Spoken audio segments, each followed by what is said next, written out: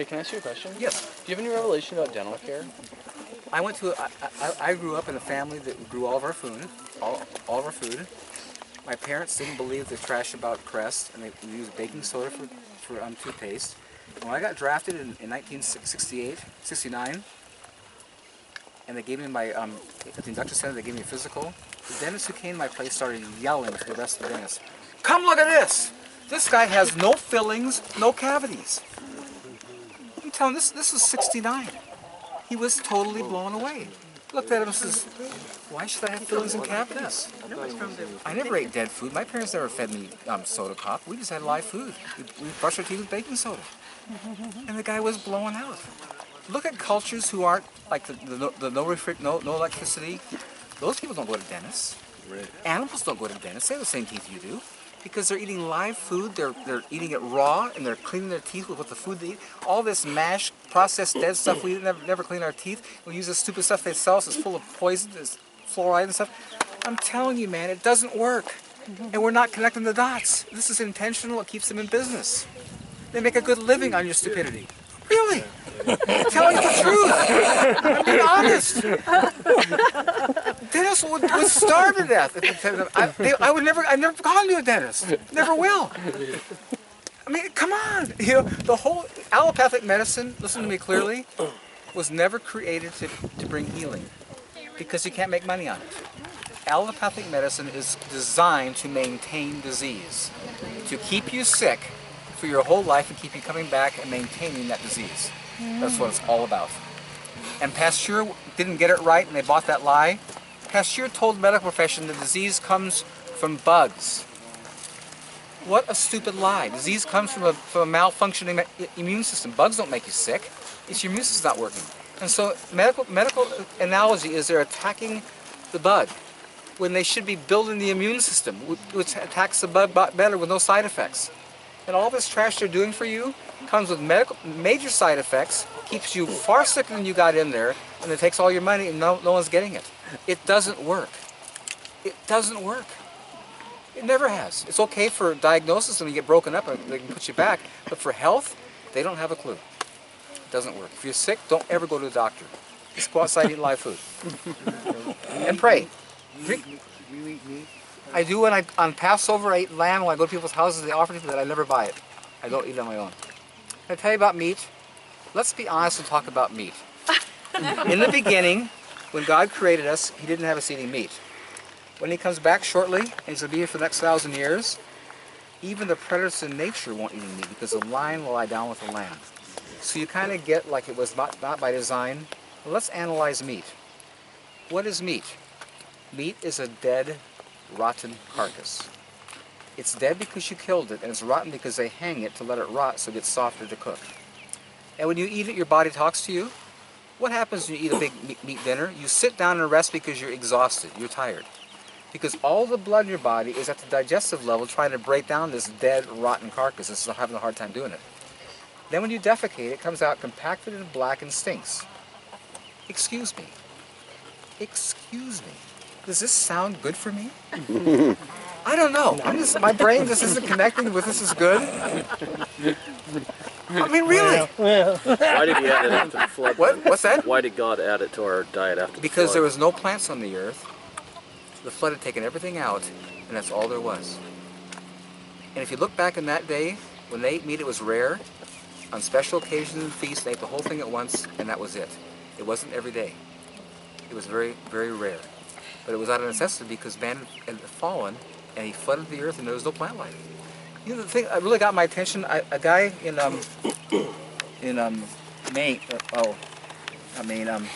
New Hampshire asked me to come back and share with his church, and I told him I don't go anywhere. This guy wouldn't give up, so he called my wife and my son. My son's coming from California, and they took me back. They made me go. I was there for 10 days. It was really a great experience. I mean, I watched 30 guards that were put in place. The whole community got turned on. They had me on national television. It was phenomenal. This guy has a hyperbaric chamber, and he asked me to come there because he thought it would help my legs. But in that hyperbaric chamber, God really opened me up to what happened in the beginning. Hyperbaric chamber is oxygen. You have intense oxygen going through your body. And when I got there, we took a midnight, a red-eye flight. I left here like 10 o'clock. We got there at 9 o'clock in the morning. Didn't sleep all night. I go in this hyperbaric chamber, and at 11 o'clock at night, I can't go to sleep. I'm totally wide awake. I'll tell my son, what's up with this? I didn't sleep for a whole day, and because that hyperbaric chamber, I was so energized, I couldn't sleep. And so being in that hyperbaric chamber, I started conversing with God. You know what he told me? It was huge. In the beginning, the oxygen level was so high on the planet. It's the reason why people lived an average of 930 years, because they couldn't die. Because it was so life-giving. And if you look at prehistoric animals back in that time, look at their faces. They have these huge, massive bodies. I mean, they're huge. Look at their faces. They have these tiny, tiny nostrils. They're almost too small for what it should be bigger, but they're tiny. And what God showed me was, back in that day, that oxygen level was so high, they didn't need large nostrils. And if those animals were living today, they wouldn't live, because the oxygen level is so low. Wow. When I came here from Los Angeles, I was building my house, I was amazed at how much quicker my brain worked. I mean, it was like I was getting stuff. I thought, God, what's up with this? He says, when you're in Los Angeles, you are oxygen deprived. You are oxygen deprived. Here you're living in this place with all these trees around you, giving it oxygen, you're getting more oxygen. And I realized the importance of oxygen. Oxygen is so huge. And you see, in the beginning, it was an optimum level. And you know what's so scary now? Is that we keep taking out all the rainforests, we keep removing the oxygen producers and creating more carbon dioxide, carbon monoxide. It's like we're intentionally killing ourselves. Intentionally. And we're all sicker, we're all weaker, we're all more tired because we don't have oxygen level. The oxygen in the air is depleted. And it's getting worse and worse and worse. And it really got my attention. Oxygen is huge. It is really huge. About the toothbrushing. My mom grew up on a farm. She used charcoal.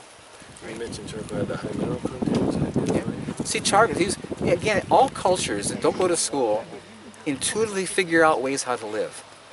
Are you following me? His mom used charcoal for toothpaste, you know? And their teeth were great. Their teeth are probably wonderful, you know? And again, it's just, the thing that amazes me is because we have no record of history. We think this stuff that happened in the Industrial Revolution less than 60 years ago is right. Can I tell you something what happened in 1948? Because when I was watching the corruption of our food, and how the FDA is supposed to protect our health is paying no attention to all the science. It's revealing that genetically modified organisms are toxic. They're killing all the lab animals. They're totally poisonous, and they're saying nothing. I'm saying, God, what's up with this? And God brought my attention to something that really blew me away. He says, in 1948 is when the corruption of your food began with the production of chemical fertilizers. It happened after World War II ended because the chemical companies had made a fortune on making explosives for the war. They didn't want to lose that income. Dow, all those companies had made huge money, billions of dollars on explosives. So they turned those explosives into chemical fertilizer and told farmers, you can have this cheap fertilizer, make yourself green right now.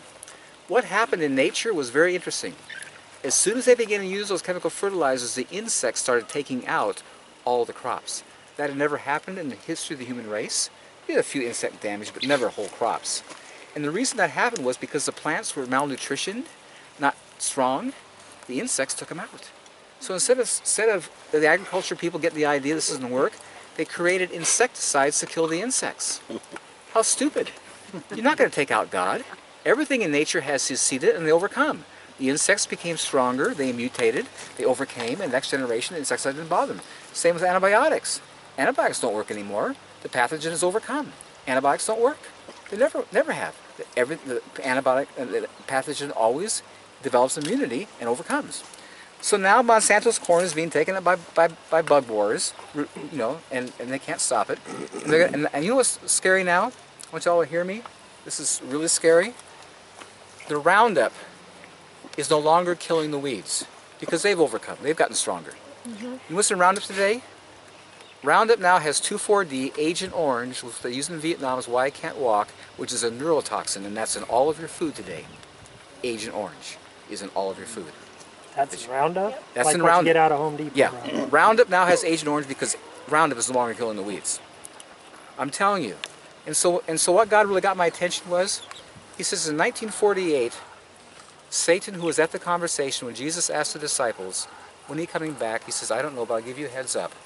When you see Israel become a nation, that generation will not pass away till I return. Satan knew he had one generation left to take out, and he went after our food because he knew he could get everybody by crippling our food. And I got it.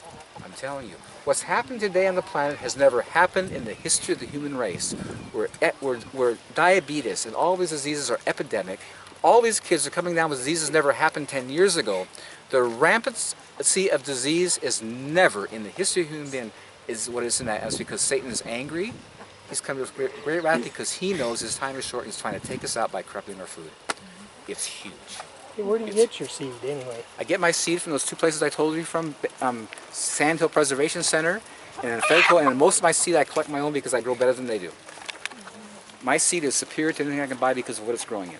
So as much, and here's the thing cool about God. God is so upfront. In the beginning, He tells you how to live. In Genesis 1:29, He tells you, here's your diet. And God said, vegetables and fruits and their seeds will be given to your food. 2 food groups, not 4. And then He says this, everything I've made for you to grow, everything I made for you for food, creates seed after its own kind. And what He's saying is that I'm very generous, and once you have food for the rest of your life with semi-diligence, you will have free food for your whole life, because your plants produce their own seed. So get it. Hybrid, genetically modified organisms do not produce seed after their own kind. God says don't go there.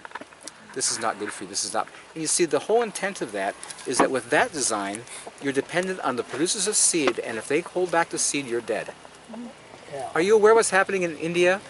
250,000 farmers have committed suicide because the genetically modified corn failed, and they're just killing themselves because they realize what's happened to their ground. It's over. They have no future, and they're committing suicide.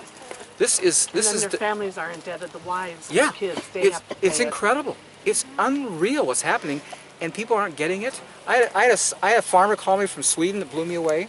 Sweden. When the phone rings, there's two rings. It's a foreign country. This guy calls me from Sweden. He says, "I'm a farmer in Sweden.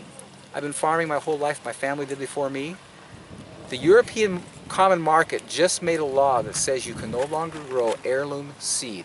You must grow hybrid or genetically modified." I told the guy over the phone, I says, listen, you go underground, you sell to your friends, you don't sell, you barter, and don't you ever go there. You can go to Switzerland and get seed because Switzerland is still free, and I give companies here you can buy from, but don't go there. Just go underground and barter. As long as you're not selling, the government can care less about you. They don't care if you're not making money. As long as you barter, you're cool. And it says, don't. But this is the world we're living in. I'm telling you, Satan's angry, and he knows his time is short, and things are coming down. The Word told us exactly what's going to happen. Everything that can be shaken will be shaken. It's happening. Wake up. This is the end of the age. Jesus is coming back soon. Yay, God. Wow. I have one more question. Do you take donations for these tours? Yes. Thank you. I'd love to give you some money. You're welcome.